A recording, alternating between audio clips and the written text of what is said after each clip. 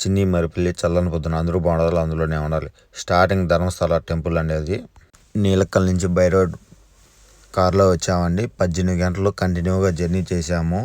దర్శనం అవుతుందా లేదా అనుకొని చాలా తొందరగా వచ్చి స్నానం చేసేసి 10 నిమిషాల కల్లా దర్శనానికి వెళ్తున్నాను. చూడండి ఫ్రెండ్స్, 8:30 కల్లా వచ్చాము. 9:30 కల్లా గుడి మూస్తారంట. 9 కల్లా గుళ్ళేకి స్టార్ట్ కావాలా.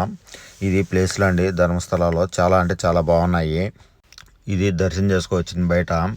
చాలా అంటే చాలా బాగుందండి. శివుడిని చూడాల్సింది గుడి ధర్మస్థలాలో. చాలా అంటే చాలా బాగుందండి. అందరం దర్శనం చేసుకొని నిమ్మలంగా కూర్చున్నామండి. అందరం ప్రసాదం తినేసి బాగా ఉంది. ప్రసాదం అయ్యి చాలా స్పెషల్. పప్పుల పొడి, కొబ్బరి పొడి, చక్కెర వేసి చేశారండి. చాలా బాగుంది ప్రసాదం అయితే. కలకండ కూడా స్పెషల్ ఇక్కడ.